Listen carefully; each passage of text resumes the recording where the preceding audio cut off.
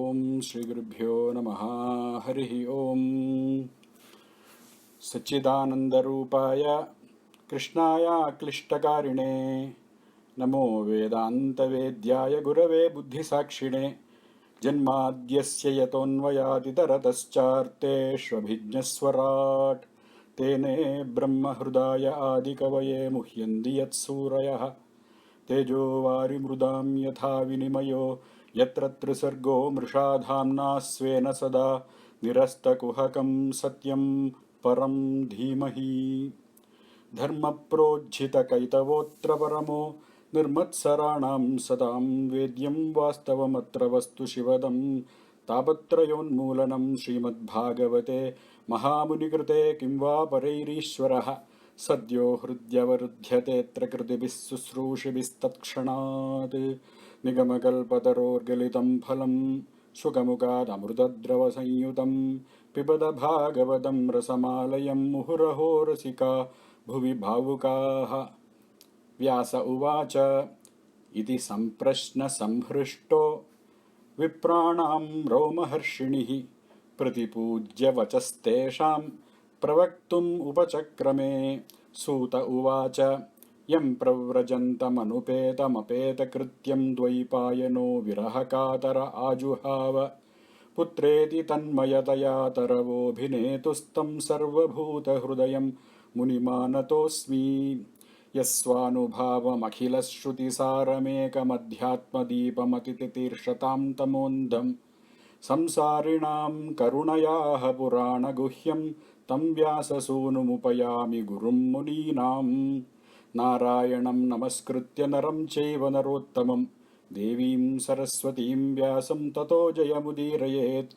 मुनयः साधुपृष्टोऽहं भवद्भिर्लोकमङ्गलं यत्कृतः कृष्णसम्प्रश्नः येनात्मा सुप्रसीदति स वै पुंसां परो धर्मो यतो भक्तिरधोक्षजे अहैतुक्यप्रतिहता ययात्मा सम्प्रसीदति। वासुदेवे भगवति भक्तियोगप्रयोजितः जनयत्याशु वैराग्यं ज्ञानं च यद् अहैतुकं धर्मस्वनुष्ठितः पुंसां विश्वक्सेन कथासु यः नोत्पादयेद् यदि रतिं श्रम एव हि केवलं धर्मस्य ह्यापवर्ग्यस्य नार्थो अर्थायोपकल्पते नार्थस्य धर्मैकान्तस्य कामो लाभाय हि स्मृतः कामस्य नेन्द्रियप्रीतिः लाभो जीवेत यावत जीवस्य तत्त्वजिज्ञासा नार्थो यश्चेह कर्मभिः। श्री गणेश शारदा गुरुभ्यो नमः। शिवाय गुरवे नमः। So in the last verse, in the 10th verse,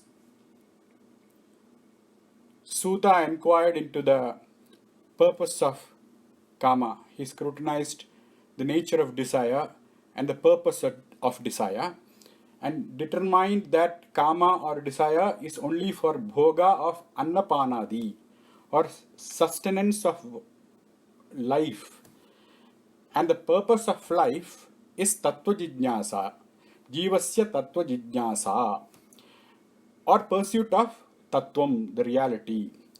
So in this 11th verse, that reality or tattvam is presented from the perspective of a jnani, a yogi, and a bhakta. So let us look at that 11th verse. Vadanti tat tattvavidaha tattvam yad jnanamadvayam brahmeti paramatmeti bhagavan iti shabdyate. That is the verse. The padacheda would be vadanti tat tattvavidaha tattvam yat jnanam advayam brahma iti paramatma iti bhagavan iti shabdyate. So that is the padacheda.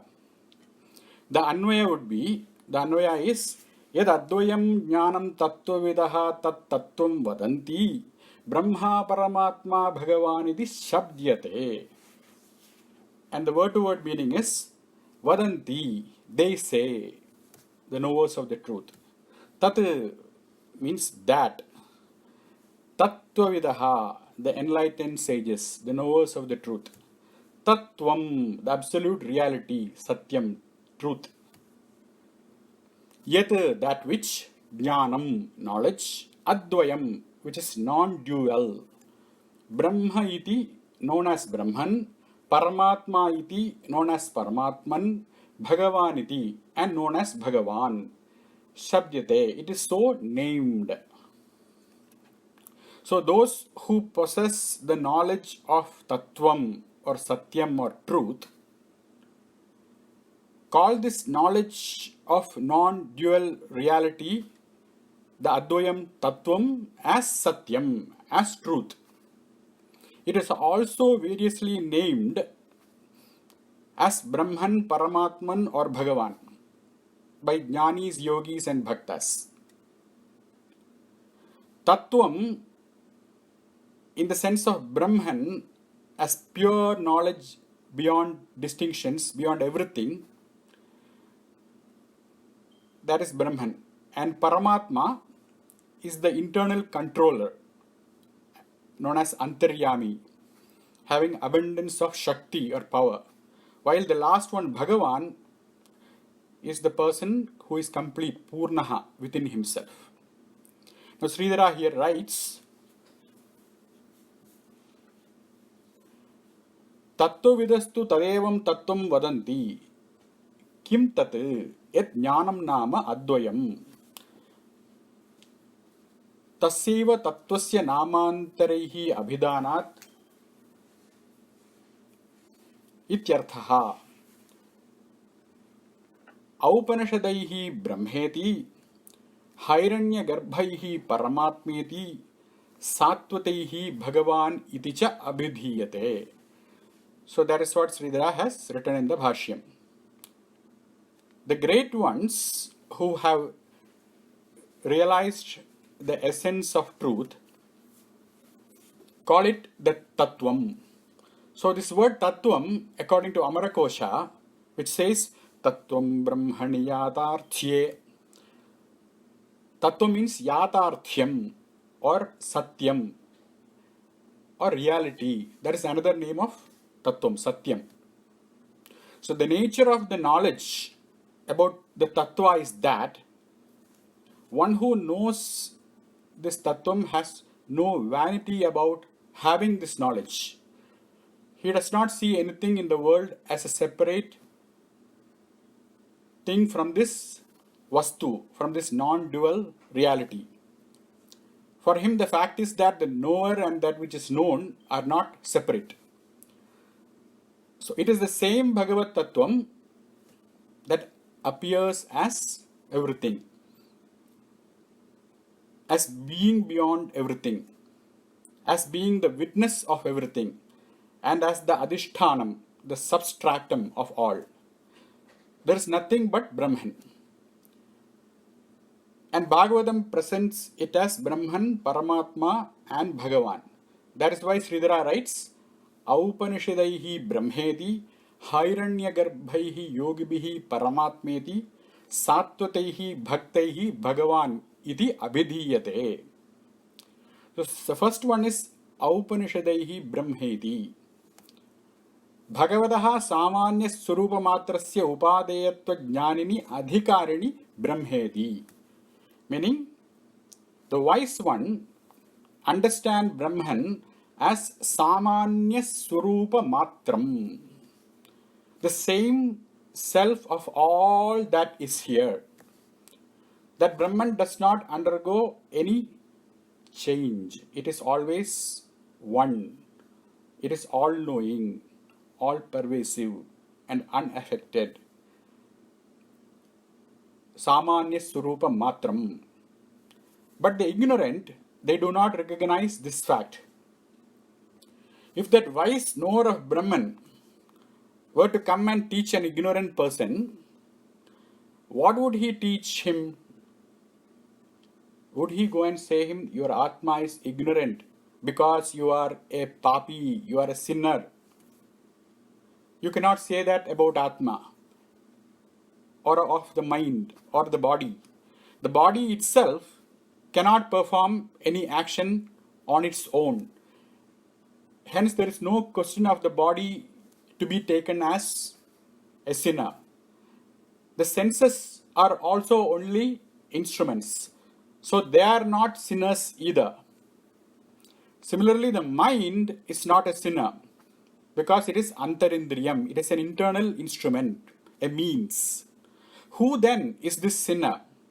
For the ignorant, the Atma or the soul is a sinner because he proposes doership for this Atma, not the wise person.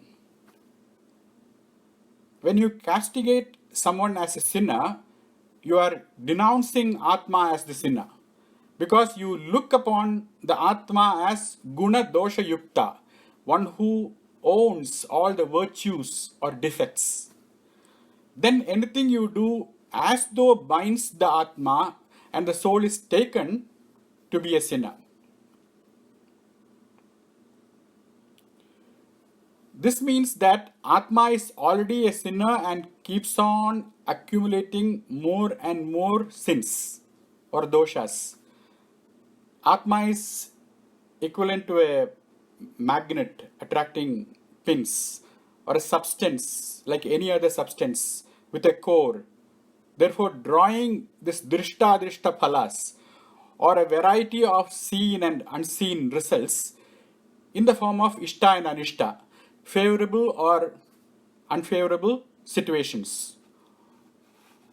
All of this sticks to the Atma of those who are mugdha, who are deluded, as they do not recognize that Atma is always shuddha, pure, and therefore it can never be influenced by the outcome of results. Atma is not strained in any way whatsoever by the flaws you may impute to it, because Brahman, which is Atma, is Sama, always the same. Even when the self is taken to be a sinner and so on, Sama means one, Eka. Brahman does not undergo any vikara or change. It is always Sama, one and the same. And Atma is also Shuddha. So a wise man, he cannot make such a statement that the soul is a sinner. Therefore, all he can say is Tat Tvam Asi. You indeed are the reality. And in order to make such a statement, Tattvam Asi, the self needs to be Tattvam, Tat, the self of everything, Samanya Surupa Matram, the same self of all that is here. And in that Brahman alone, the Jnani, the wise person, remains established. They remain established because they are Brahman. Atma hi Brahma. That's what the Bhashya says in the Taittiriya. Atma being Brahman, the wise are non-separate from that Brahman. So there are two aspects to this Brahman. The Nirguna Brahman and Saguna Brahman. Both are called Brahman. As Sridhara describes in the Tika, Hairanya Garbhaihi Paramatmeti. The Saguna Brahma, which is contemplated upon by the meditators or the yogis of as Hiranyagarbha, as Paramatma. So those yogis have named this Tattvam as Paramatman. Antaryamitwadi dharmavat yasya upadane yogini adhikarini paramatmeti. That's what the commentary says. So the idea of this concept of Antaryamin is that if the world is the body of the Vishwarupa, the Paramatman dwells in it as its very life, as its prana, the one who is the absolute God or controller of the entire creation, not a relative controller of some part, but the absolute controller, who doesn't have anyone else to control him. He is known as the Antaryami that the yogis contemplate upon, whose upasana these yogis constantly engage in. So this Hiranyagarbha upasana is described in the Chandogya Upanishad The fourth chapter, first kanda, fourth mantra. Yatha kirtaya vijitaya adhareya samyanti एवमेनं सर्वं तद् अभिसमेति यत् किंच प्रजा साधु कुर्वन्ति यत् तद्वेद यत् स वेद. So all the karma phala, the result of our entire actions, are included in the moksha phalam which this yogi is engaged in. The upasana he is doing is for the result of moksha. Hence, Shankaracharya quotes this mantra from the Chandogya Upanishad in the topic of Hiranyagarbha Upasana. Samvarga Upasana or Hiranyagarbha Upasana in the form of prana or the vital layer, Samashti Prana Vayu Rupena Hiranyagarbha Upasana. That is the topic of this mantra. So the Hiranyagarbha is given the title Samvarga, and the Samvarga means the entire thing. That is the topic. So the Upasana also describes all the karma phalams being included in the moksha or the final result. What type of moksha? The moksha he is describing here is Krama Mukti. So the yogi will become jnani eventually. Whether it is Krama Mukti or otherwise, moksha is ever present. Therefore, he takes this mantra as an example. The example given here is that of gambling, of a dice game. The dice is thrown for generating random numbers, commonly as a part of the game. So in this ancient dice game, they have a rule. When they throw a number in the dice, each number is given a name. The dice or ayam that has got 4 sides, a longer one with 4 marks, one side having 1 mark and another side having 2 mark and 3 on the another side. And the sides with 4 marks, it has a name. It is called Krita, like in Krita Yugam. That's the name of that mark. And with the 3 marks, that is called Treta.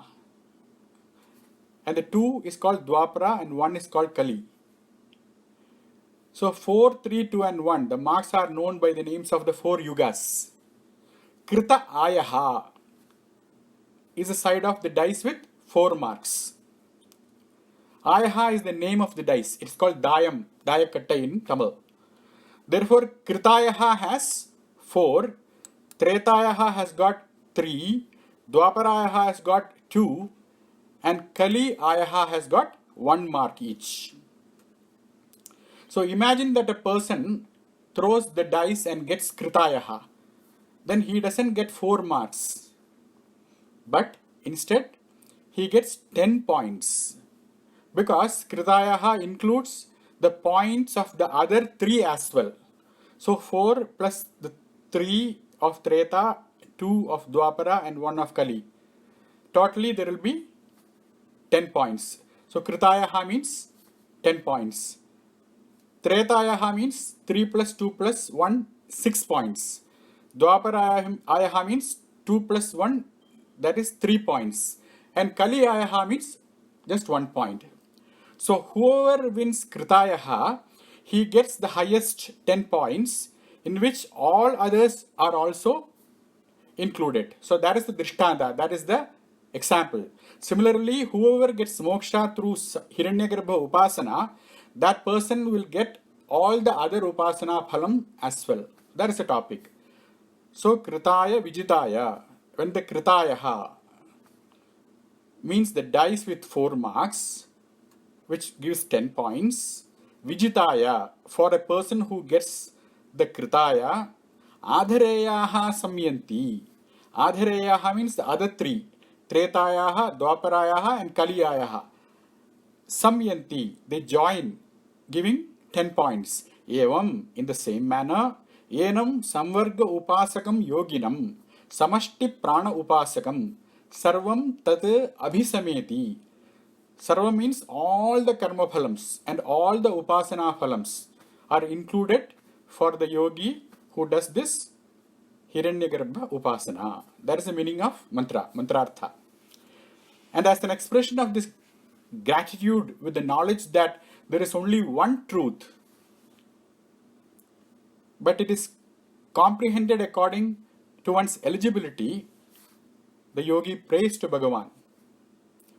Rupam rupa vivarjitaya bhavate dhyanaaya yat kalpitam स्तुत्या निर्वचनीयताखिल गुरो दूरीकृता यन्मया व्यापित्वं च निराकृतं भगवतो यत्तीर्थयात्रादिना क्षन्तव्यं जगदीश तद्विकलता दोषत्रयं मत्कृतम् रूपं रूपविवर्जिताय भवते ध्यानाय यत्कल्पितम्.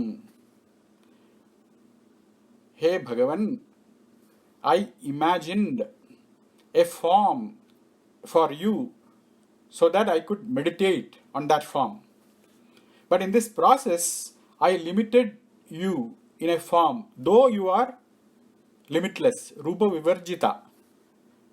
And the next line is Stutyaya Anirvachaniyata Durikrita. By praising you through various stotras like Sri Krishna Karnamritam, Hey Akhila Guru, hey universal teacher, I compromised your status of Anirvachaniyata, one that cannot be described by words or descriptive speech. So by my speech you lost it, your status of Anirvachaniyata. Vyapitvancha nirakritam bhagavato yat tirthayatradina. Your all-pervasive nature was denied by me by conducting pilgrimages to seek you in holy places. Kshantavyam jagadisha tad vikalata doshatrayam matkrutam. So I have committed this doshatrayam, these three above mentioned flaws. Tat kshantavyam, please forgive. Tad vikalata, my shortcoming. This Srimad Bhagavatam presents how a yogi who asks for a special boon, a varadanam from Bhagavan. Hey Krishna, grant me a boon that I may enter the heart of all creatures. Then Bhagavan replies, I am already seated in the heart of all beings as Antaryami, which you are constantly meditating. Ishvaras sarvabhutanam hriddeshe Arjuna tishtati. As I am already there in the Hridaya, what are you going to do? Why are you asking this Varadanam? Then the yogi says, Krishna, you merely witness the dukkham, the sorrows in people's hearts. As you have mentioned the Gita, Name dveshosti na priyaha. You are impartial, you don't have any dveshya or apriya. Then Krishna says, that is right. Sukhasya dukkhasya nakopi data. No one is responsible for your sorrow or your happiness. Swakarma sutra gritito hi jantuhu. Every individual experiences joy and sorrow due to him being tied by his own destiny. But what is your work? Why do you want to be a resident of all hearts? Then the yogi beseeches Krishna. Hey Krishna, I shall not interfere in your role of sakshitvam, of witnessing as Antaryami. All I want is, may all the sorrows of beings come to me and all the beings experience joy alone. I am ready to accept all the sufferings of all the creatures in the world. Let people's sorrow be granted to me, and let no person have sorrow. Ma kaschid dukkha bhag bhavet. And may all this be a boon unto me. So this yogi is Rantideva, and this is presented in the 9th canto of Bhagavatam, in the 21st chapter, 12th verse. Nakamayeham gatimishwarat param ashtadhyuktam apunarbhavam va artim prapadye akhila deha bhajam antastito yena bhavantya dukhaha. O Krishna, I do not pray for the 8 siddhis, perfections or ashta siddhis that Ashtanga Yoga offers for a yogi, not for mukti from samsara, from the repeated birth and death. I only want to stay among all the living entities in their heart and suffer all their sorrows so that they may be freed from suffering. That is the prayer he is asking. Lord smiled with great pleasure to hear these words of Rantideva, and he thought to himself, how magnanimous this Rantideva is. He has such exquisite feelings towards humanity. And this is the kind of feeling we should have. No one should harbor feelings of separation from Vishwam, from this creation. Certain events can evoke an angry response from us. If we have realized that the nature of Atman is freedom, then we are also free to choose a very different response. For instance, if a person is angry at you, you throw that anger back to him. Then he throws an object at you. He throws a pebble. Then you throw back a stone. Then he will throw a brick. Then you will throw back a rock. Then he'll pull out a gun. Then you will pull out a rifle. And this goes on. That is what we have been doing all this while in samsara.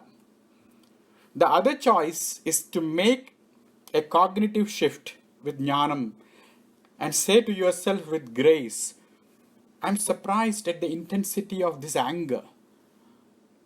What was this person's pain in him, in her, that made her as such? What can I possibly do to remove that pain? Whom shall I pray? We have the freedom to choose that response as we realize that the Atma is Nitya Mukta. It is ever free, ever liberated. That is the nature, Swarupam of Atma.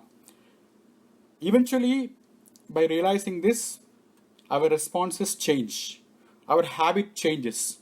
Gradually, a loving response to someone's anger makes us a happy person, because we see that when we give that loving response, the anger goes away without much ado, causing the least damage to us.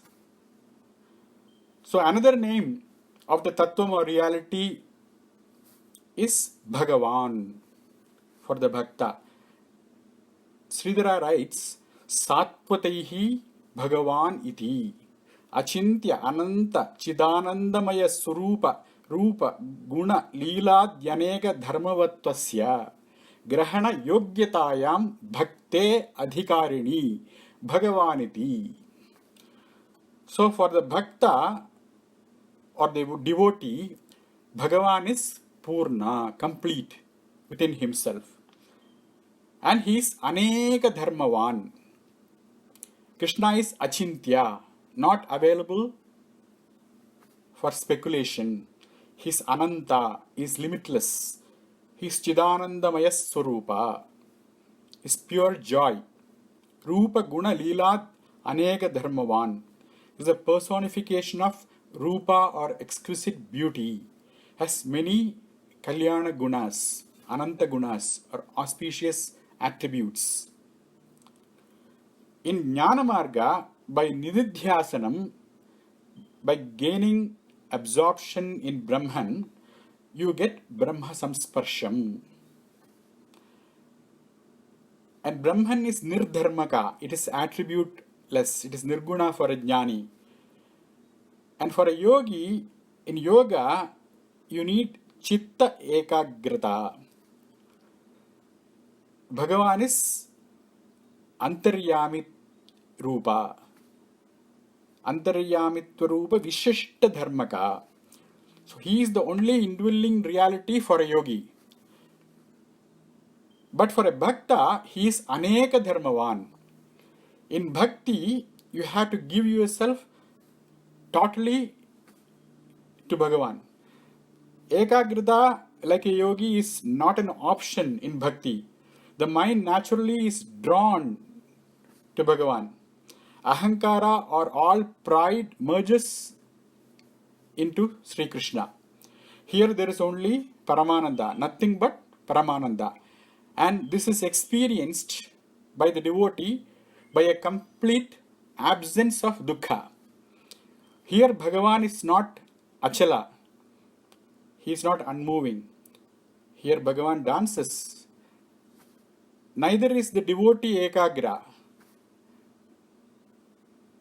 Here both Ishvara has forgotten his Ishvaratam and he is dancing, and the devotees, the gopis, have forgotten their jivatvam, that they are jiva, they embodied, and they are making Ishvara dance. Dorbhyam dorbhyam vrajantam vrajajana sadana janah vanada prollasantam mandam mandam hasantam madhura madhura vacho meti meti bruvantam Gopali panitali taralita valayadhvana mugdhantaralam vandetam devamindivara vimaladala syamalam ndabalam. I offer my pranipatam to the Lord who is the son of Nanda, the child who crawls on both hands from one house of the gopi to the next, being pleased with the affectionate calls of the residents of those houses, smilingly and pleasantly calling them Meti Meti, Ma Iti, O Mother, Madhura Madhura Vacho Meti Meti Bruvantam, in his sweetest tone, whose heart is ecstatic in response to the gentle claps of the palms of the gopis with arms around him, and who is having the pleasant dark hue of the petals of the blue lotus. May that dark-hued child brighten our lives. Now our heart is in Vrindavanam. You yourself are Nanda, and you are verily Yashoda. Your chitta vritti, the modification of thoughts, are all gopis. And in between, now and then, you catch a brief glimpse, sometimes dancing, sometimes laughing, sometimes talking, sometimes lying down, sometimes half turned, sometimes standing straight. And this is Nanda Nandana, dancing with joy in the bhakta's heart. So what is this meaning of this word bhakti? The word bhakti means to do bhaga, to do vibhajana, to make portions, to do viveka, to discriminate, to separate.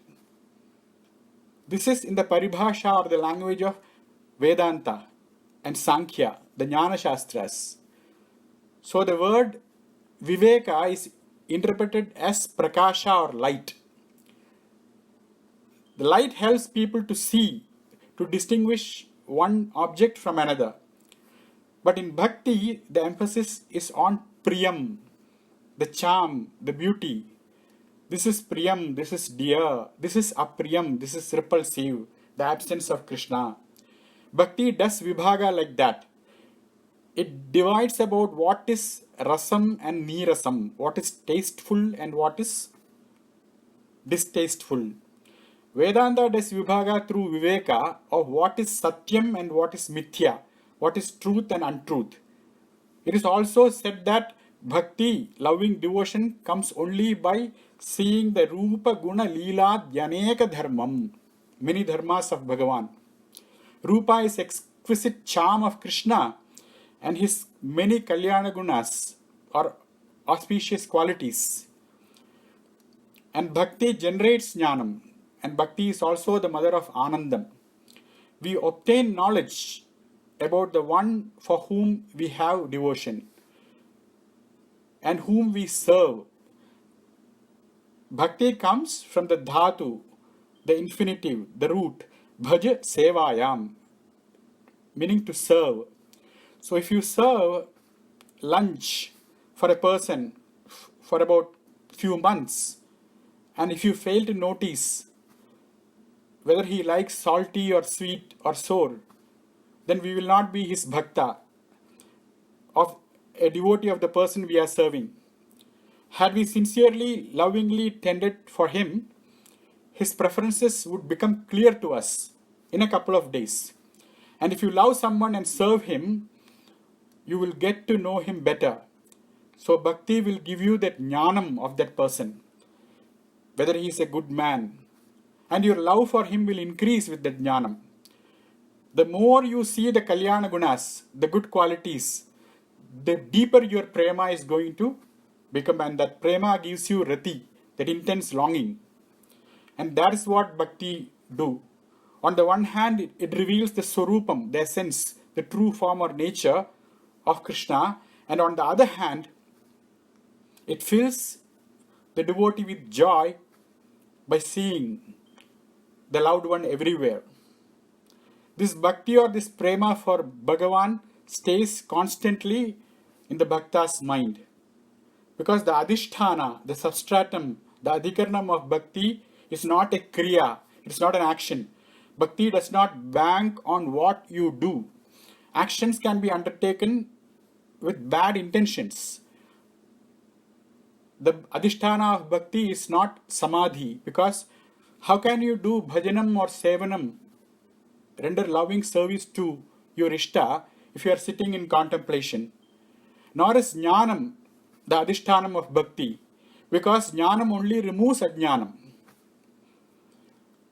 Bhakti abides in dravi bhudam chittam. It stays in a melted mind.